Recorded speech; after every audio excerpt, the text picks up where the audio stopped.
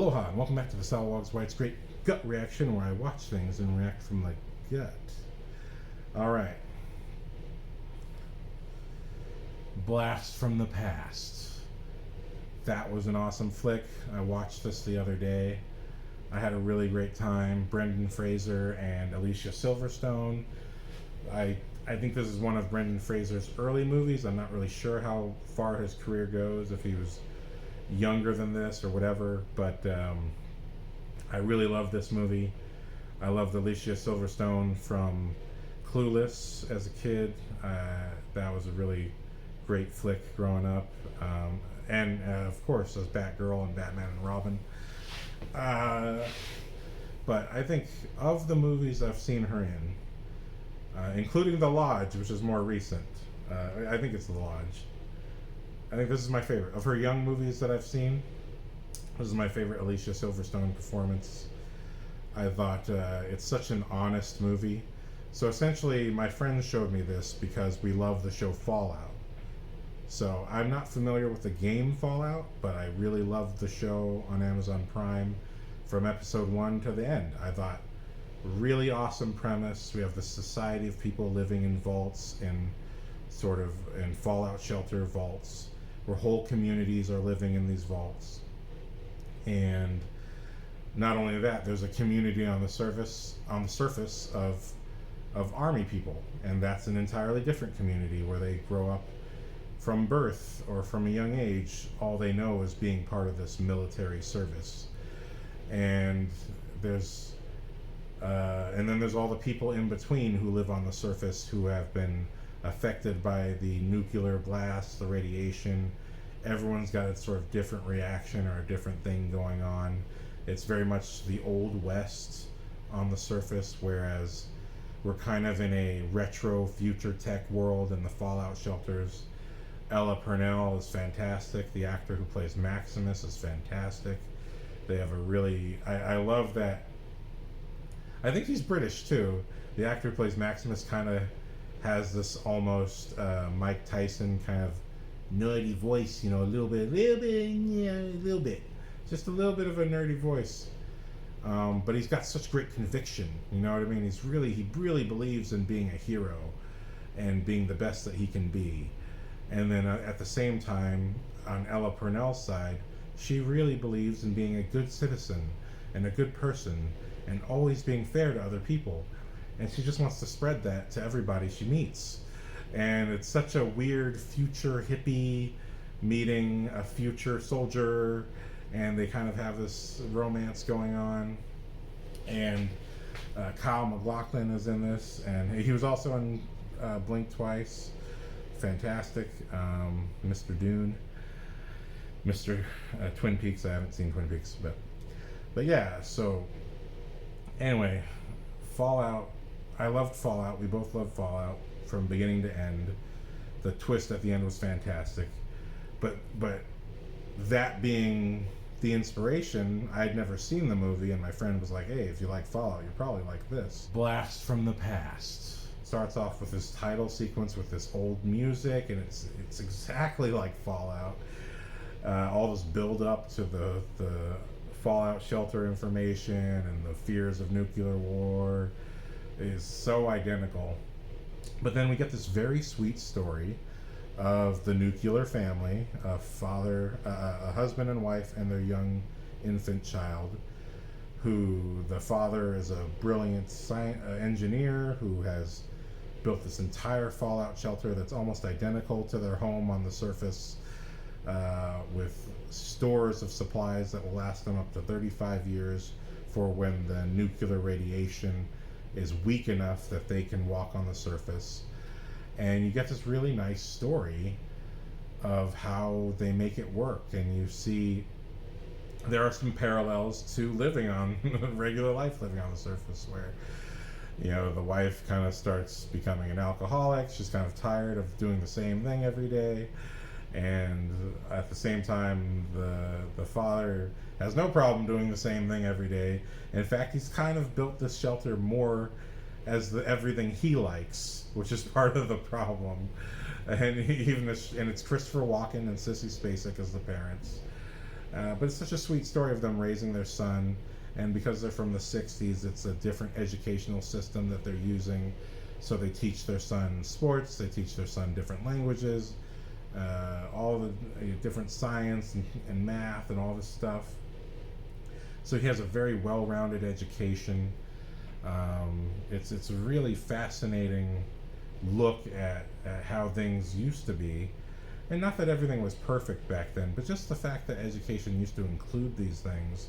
And now we live in a world where education is just reading books and relying on theories, and politicians promise us that education will get better, and yet all that happens is that schools close, and they squabble over what the names should be because it's not woke enough.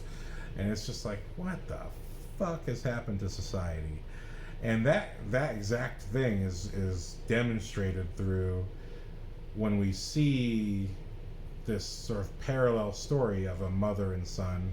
And it does not seem like there is a father, but there's a mother and son who run a restaurant in the 70s. And the son is, he seems all right. He seems kind of a little bit out of it, but he seems okay. But for some reason, he has a little sun tattoo, a third eye on his forehead. And then as the decades pass, you see the restaurant becomes a bar, and then it becomes a very shady bar, and then it becomes a then it becomes a complete dump. It becomes a abandoned building where now the son lives as a homeless person. And that actor, I forgot his name. He was in Twister. He was in a bunch of movies in the 90s. But I loved his part in the movie, where he then, when it is time, 35 years has passed, and essentially first the father comes up, and then Brendan Fraser comes up to start the movie. He witnesses, them busting through an elevator through his floor, and has this kind of religious experience, and it's just such a funny sort of subplot that does add up at the end of the movie. But essentially what happens is that the parents are so terrified of what the world has become, they're just stuck in the fallout shelter for a little while, and Brendan Fraser takes it upon himself to go up there and gather the resupplies so that they can live for another 35 years underground. But he does that by befriending Alicia Silverstone. And what's amazing is that everything in modern day 90s is actually not so far away from right now, where you kind of see chivalry is already dead. Alicia Silverstone is not the sweet woman that his mother was. She's actually kind of mean, she's kind of manipulative. But Brendan Fraser's heart is just so pure and true. And Alicia Silverstone does have a heart of gold underneath her cynical 90s self, that there's no way that Brendan Fraser can't infect her with that positivity and then when he even defends her honor later on, actually he defends her honor a couple times from none other than Nathan Fillion, who's in this movie, Headpool, Firefly, Serenity, you name it, he's been in it. I think he was even in Lost. I love this story where, you have this guy who's from another time and he has a sense of honor, and not that he really represents all of the 60s, but he represents this specific notion of what a man and a person should be. And it was the notion of the time that a man should be well educated and should be able to defend himself and should have a sense of honor and decency and respect for other people as well as himself. And it's a very old school kind of way of thinking, and he should be self-sufficient, and he should have all the skills necessary, that he shouldn't need to pay someone to build himself a table or do something like that. But it's all these deficiencies again that we see in today's time, where again we've just been hijacked, our society has been hijacked by corporate assholes who do not benefit from us being able to take care of ourselves, and so they have found a way to make illegal everything that a man can do to take care of himself, and just overrun the FDA with all this food, supposed food from fast food and everything. We live in such a sickening society that's just controlled entirely by corporate America. That is, if you want to know who's the one with the privilege, and it's that. It is corporate America that is the privilege, and the rest of us are just living in the world that they made, so that we can barely scrape by eating poisonous food, so that we have to go to the hospital and pay way too much for medical care. I mean, we live in such a depraved, sick society. As good as America can be, it can be much better than this. And what I appreciate from Blast from the Past is that sort of adherence to this old school notion of what good should be.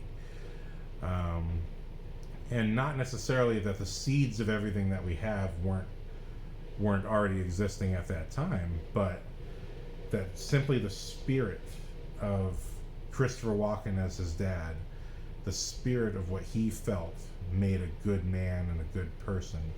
That value is what makes Brendan Fraser this very admirable hero, honorable hero that could break the cynicism of Alicia Silverstone. And we have Dave Foley,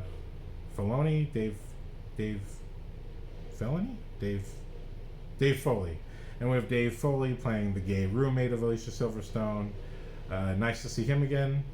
Although for some reason the whole time I couldn't stop thinking of, instead of him Kieran McCulkin as the gay roommate in Scott Pilgrim. I don't know why. I was like, I like that one. I want him in this movie instead.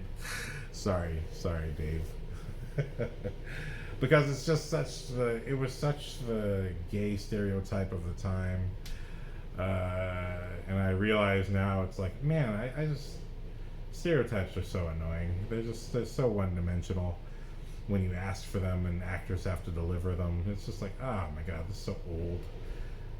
Just like every gay guy now has to be a flamboyant fashion designer. It's like, good god, you know what I mean? Hollywood is just, it's just a homogenous group of people when every black guy's a gangster and every gay guy is a flamboyant fashion designer. You know what I mean? It's just like, good god. Fuck. What the fuck? You know what I mean? But, whatever. We choose to consume it. But, it's fine. Other than that, even that I don't care about, because Dave plays it well. And he plays a very sympathetic character. What I like about Dave and Alicia Silverstone is that, although Alicia Silverstone is certainly the cynical, mean one, together they do have a heart of gold between them that is emboldened and strengthened by the Brendan Fraser character. So it's really great, just from the filmmaking standpoint, to see very good writing and very good directing in terms of getting the characters to go where they go. So, Brendan Fraser also amazing. And I'm saying Fraser because apparently that's how you're supposed to say it. I did the Whale review years ago, and I did not say that when I was going to see The Whale with my sister and her boyfriend, I made the joke of, I heard it's Fraser, but I'm going to call him Fraser anyway because that's the way I've always called it. And then we saw The Whale, and we were all so fucking stunned and laid out by that movie, and especially Brendan Fraser's performance, that when we got back in the car after the movie, I said, so Brendan Fraser was great, wasn't he? You know what I mean? I'm going back out of what I said. He's amazing. So I am calling him by his correct name. I'm not going to be an asshole. At least about his name anyway. Like, god damn it. I love this guy from The Mummy and George of the Jungle, but damn it, isn't he amazing in The Whale? So it was awesome to see someone who I was introduced to through The Mummy, to see him in Bedazzled and then The Whale and Doom Patrol, but now to go back and see, oh man, this is when you were really young and spunky. It's like, and you always had it. Like, he always had it. it's like I felt like it's a bit over the top, but at the same time, that is the character. This character is this is what would happen to you if you are so sheltered, but that's the specific circumstances of how you were raised. I thought, everything about it I thought made sense, and it was just awesome. I was like, man, like the fact that he always basically had it since his younger days. And again, I thought Alicia Silverstone, this is my favorite role. I really felt the Meg Ryan from When Harry Met Sally vibes. Like, not that she was like her, but there was just something about it where it's like, these characters are so opposed. They're so polar opposite. And yet, there's just something so magnetic between them that it can't really be denied. And I love that energy. I thought the movie just really delivered on the comedy, on the layers of meaning and values, and ultimately on just being a good movie. And like I said, the whole subplot with the guy who owned the bar, who then became homeless when the bar was a derelict, abandoned building. His whole subplot is fantastic, where he has that religious, Christopher Walken comes out in that Back to the Future radiation suit, and it says, "Stay away from my elevator," and that becomes written by the guy. He's like, "Stay away from my elevator. That is what the man said from the door." It's just like, wow. So, Blast from the Past. If you loved Fallout, you got to check out Blast from the Past. And you know what? If you're a person growing up, I think you got to check out this movie. I think very good values for how a person should be in the world.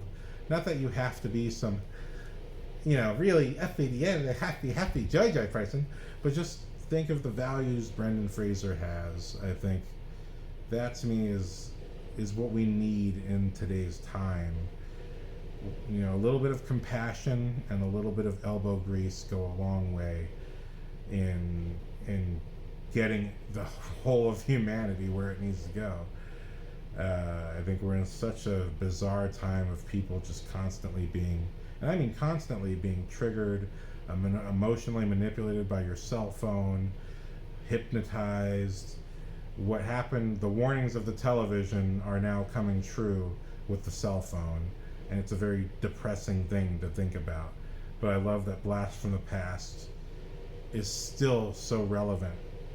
Again, when you see the Nathan Fillion character, who is that, he's that, what the YouTube is saying, the 10% of men who get all the women.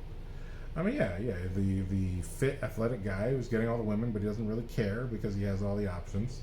And there's still, again, women who are like that too. I just really like that. Here's the values being presented to you. I think the mistake people make as people, what I noticed just growing up and being a person, this is where the why it's great of the gut reaction comes in. Sometimes it's about filmmaking, and sometimes it's just about humanity. When I was going to school, I noticed that people just take for granted other people. And when I went to high school, and I would be making videos after school by myself, because the video club was me, and I would always talk to the custodian, because he would come in and clean up the network administrator, who was my friend and one of my early film mentors. He would let me use his office to make my videos, sometimes for class, sometimes just stuff I wanted to do. It was a really great experience, and I miss that guy. He was fantastic. But while I would be working sometimes by myself, the custodian would come in, and I think he was Colombian or something, or Guatemalan. Maybe he was Mexican. I forgot. But he was a great guy. And he would talk about how students would just deliberately make disgusting messes for him to clean up. And you just get that sense of like, and people, I was like the smart kid, so people would try to come to me and get me to do their homework for them, and I'd be like, I'm not going to do your homework for you. I'll show you how to do it, and they would immediately run away from me. It's like, but then that's the same thing with the custodian. It's like, you just see this guy, you don't think of him as a guy who has a family, you don't think of him as a guy who has people he cares about, you just think of him as the guy who cleans up after you. And the truth is that people grow up hanging on to these opinions as if it's a fact from above. This man is not a person. He's just the custodian who does that thing with his obnoxious head wiggle. You know what I mean? I'm not the guy. The people as a whole. You just take for granted anybody who can do something for you is just somebody who does something for you, and they're not a person to you. And I got treated like this later by friends. People are just running around taking each other for granted, and like Nathan Fillion, just taking women for granted, or Alicia Silverstone, affected by the cynical world that she lives in, is taking advantage. At least at first, she's taking advantage of Brendan Fraser, who's giving her these cards that are worth thousands of dollars each, these sports cards that his father gave him as a sentimental gift. He's using this as a trade to help get her to help him get supplies for his family. And what is beautiful is that the beauty of the story is that Brendan Fraser's pure spirit is so strong that it breaks the cynical, selfish attitude of Alicia Silverstone. And my friend pointed out beautifully, there's a scene where she says, "I just want to go home." It's just that feeling of, I feel so out of place with myself. And when Alicia Silverstone says it, she realizes that home for her is Brendan Fraser. That he's the only guy that makes her feel safe, that makes her feel appreciated, that makes her feel like a real person. And that she's just spent so much time with guys like Nathan Fillion who just take her for granted and make her feel like she's not a person, which is really, you realize this is the origin of why she's acting this way.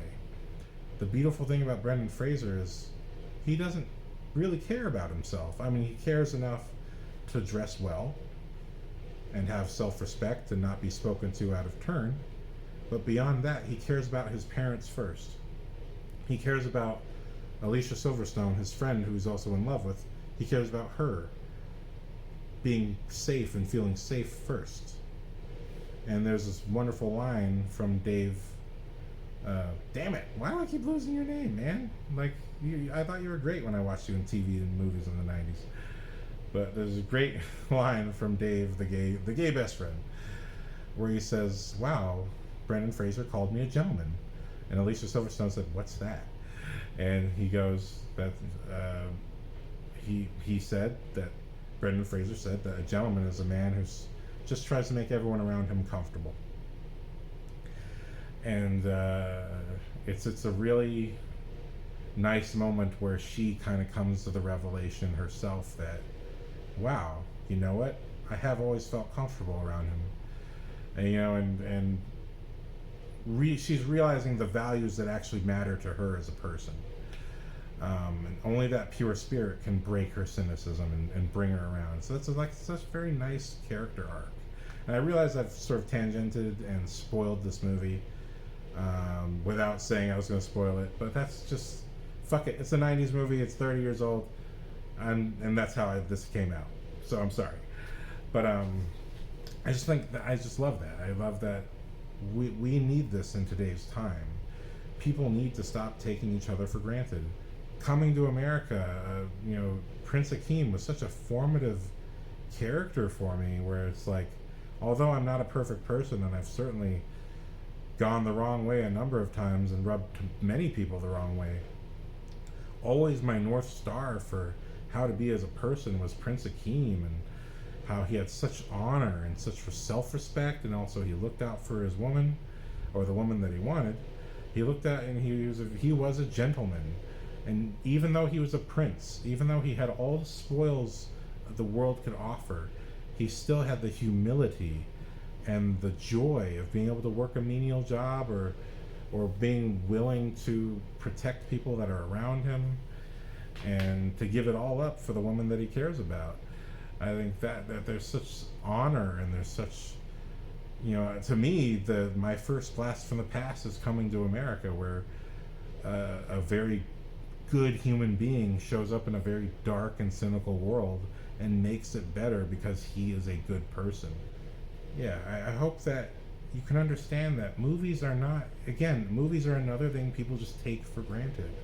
And admittedly, my personal feelings that I'm a filmmaker, but we filmmakers we are the dreamers of dreams, and we're the makers of disposable art. You know, that you could just watch a movie and be entertained and forget about it. Or you can watch a movie and understand this movie isn't just about people fighting with swords.